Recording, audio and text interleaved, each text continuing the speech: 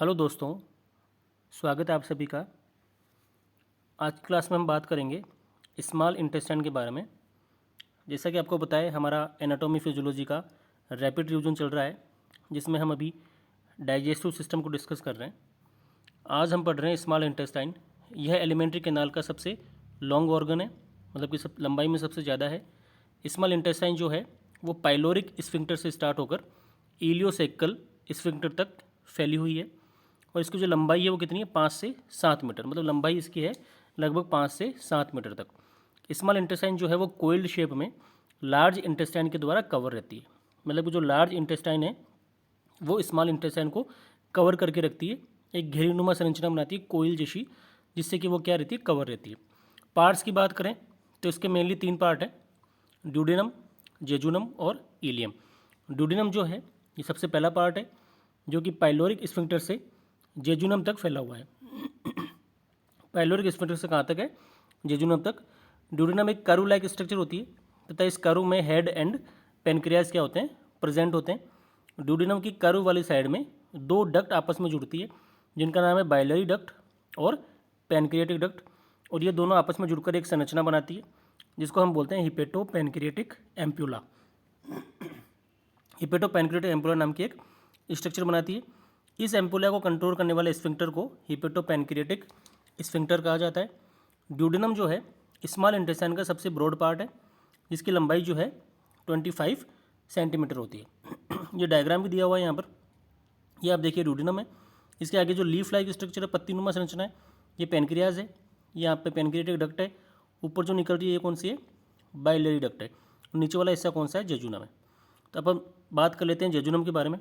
ये small intestine का वह पार्ट होता है जो ड्यूडेनम से लेकर इलियम तक फैला हुआ है, और इसकी जो लंबाई है लगभग 1.5 से 2 मीटर तक होती है। जेजुनम का मुख्य कार्य जो है वह है फूड का एब्जॉर्प्शन करना। तीसरा आपका पार्ट है इलियम। इलियम स्मॉल इंटेस्टाइन का वह हिस्सा है जो जेजुनम से लेकर इलियोसिकल स्फिंक्टर तक फैला हुआ रहता है।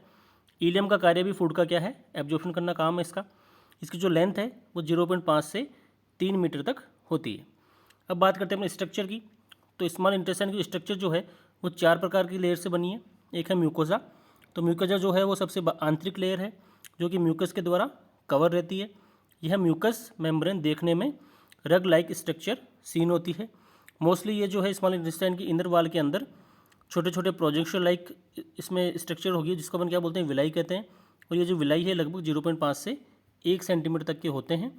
और इन विलाई के अंदर भी छोटे छोटे स्मॉल स्ट्रक्चर्स या प्रोजेक्शन और पाए जाते हैं, जिनको हम क्या बोलते हैं, माइक्रोविलाई।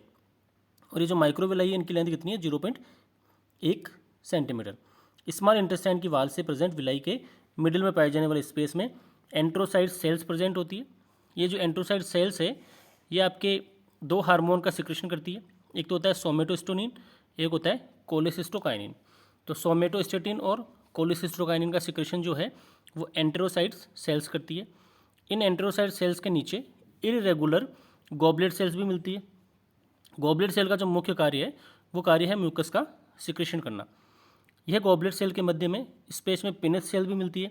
ये जो पिनेथ सेल है ये आपके लाइसोसोम एंजाइम्स का क्या करती है, सिक्रेशन करती है।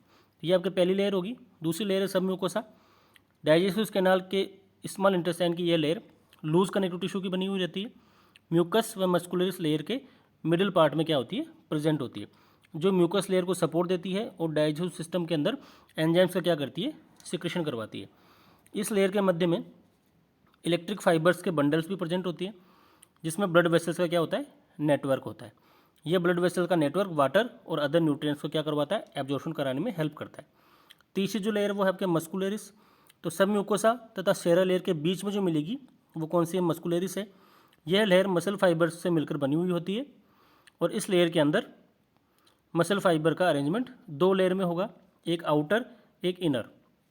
आउटर जो है इसमें मसल फाइबर का जो अरेंजमेंट है वो लॉन्गिट्यूडनल मैनर में होगा, और इनर जो है उसमें अरेंजमेंट सर्कुलर मैनर के अंदर होगा। फोर्थ जो आपकी सबसे आउटर जो लेयर है उसका नाम है सिरोसा। ये स्मॉल इंटेस्टाइन की सबसे आउटर स्मॉल लेयर है, जो कि एब्डोमिनल वाल के साथ जुड़ी हुई रहती है, तथा वहाँ पर विसरल लेयर 2 फोल्ड में डिवाइड हो जाती है।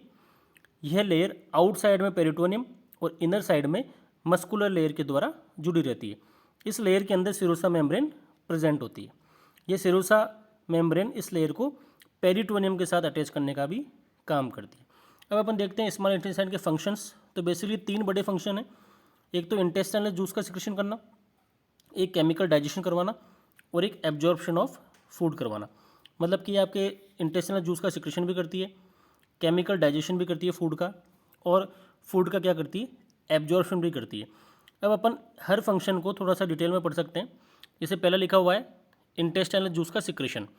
तो इंटेस्टाइनल वाल के द्वारा सिक्रेट होने वाले लिक्विड सब्सटेंस के ग्रुप को इंटेस्टाइनल जूस कहा जाता है। मोस्टली जो है एक हेल्दी पर्सन के अंदर, एक हेल्थी एडल्ट के अंदर 24 घंटे में लगभग 2.5 से 3 लीटर तक इंटेस्टाइनल जूस क्या होता है, सिक्रेट होता है। बनता किस चीज़ से, ये वाटर से, म्यूकस से, मिनरल साल्ट और एंजाइम से मिलकर इसका क्या होता है, कंपोजिशन होता है। दूसरा जो काम है वो है chemical digestion. Chemical digestion of food, इसके अंदर क्या होता है कि स्टोमक के अंदर फूड का डाइजेशन कंप्लीट होने के बाद यह जो फूड है पाइलोरिक स्फिंक्टर के द्वारा ड्यूडेनम में आ जाता है। जैसे ही फूड का स्टिमुलेशन ड्यूडेनम की वाल को मिलता है, वैसे ही आपके हिपेटोपेनक्रियाटिक एम्पुला क्या हो जाता है, ओपन हो जाता है, और बाइल और पेनक्रियाटिक जूस जो है वो आपके ड्यूडेनम के अंदर आ जाता है। बाइल तथा पेनक्रियाटिक जूस का composition water and chemical substance होता है, जो कि फूड के साथ क्या हो जाता है, मिक्स हो जाता है। जो भी फूड आपके इंटेस्टाइन में ड्यूडेनम में आया, उसके साथ ही आपका जूस जो है वो क्या हो जाएगा, मिक्स हो जाएगा, और फूड को स्मॉल जो पीसेज है उसके अंदर तोड़ देगा। फूड का chemical digestion mostly small intestine के फर्स्ट पार्ट ड्यूडेनम में ही कंप्लीट हो जाता है। मतलब जो केमिकल डाइजेशन है फूड का, वो ड्यूडेनम में ही मैक्सिमम क्या हो जाता है, कंप्लीट हो जाता है। उसका जो लास्ट जो फंक्शन है वो है एब्जॉर्प्शन ऑफ फूड। तो एब्जॉर्प्शन ऑफ फूड ये कैसे करती है, एलिमेंट्री कैनाल बेसिक स्ट्रक्चर में प्रेजेंट म्यूकोसा एंड सब म्यूकोसा लेयर में ब्लड वेसल्स का क्या होता है, नेटवर्क होता है। जैसे ही फूड का केमिकल डाइजेशन ड्यूडेनम कंप्लीट हो जाता है, तो ये फूड जो है ये आपके जेजुनम और इलियम में क्या कर जाता है, मूव कर जाता है। तो स्मॉल इंटेस्टाइन के जेजुनम एंड इलियम वाले पार्ट में फूड का एब्जॉर्प्शन कंप्लीट होता है, और फूड जैसे जैसे अलोंग द ट्रैक्ट मूव करता रहता है, वह फूड जो है लिक्विड से सेमी सॉलिड में और सेमी सॉलिड से सॉलिड में क्या हो जाता है, कन्वर्ट हो जाता है। तो ये बेसिकली 3 मेन फंक्शंस हैं। एक तो हो गया आपका इंटेस्टाइनल जूस का सिक्रेशन, दूसरा हो गया केमिकल डाइजेशन ऑफ फूड, और तीसरा हो गया एब्जॉर्प्शन ऑफ फूड। तो स्मॉल इंटेस्टाइन के 3 तो मेन फंक्शंस हो गए। उसके अलावा 4 लेयर से मिलकर बना हुआ है। चारों लेयर अपन ने पढ़ ली, ठीक है। पहली जो थी आपकी थी म्यूकोसा, दूसरी थी सब म्यूकोसा, तीसरी मस्कुलरिस, और चौथी थी आपका सिरोसा। 4 लेयर्स की स्ट्रक्चर बनी है। इसके अलावा इसके पार्ट्स अपन ने पढ़े, ड्यूडेनम, जेजुनम और इलियम। उसका डायग्राम भी मैंने आपको बता दिया। उसके अलावा इसकी एनाटॉमी भी अपन ने पढ़ ली। तो ये अपना आज की क्लास में कंप्लीट हो गया स्मॉल इंटेस्टाइन। तो इसी प्रकार की रैपिड रिवीजन क्लासेस देखने के लिए चैनल से जुड़े रहें। अगर आपको कोई भी चीज़ के बारे में बताना है या कुछ भी अपन सुधार करना चाहते हैं तो आप कमेंट करके ज़रूर बताएं।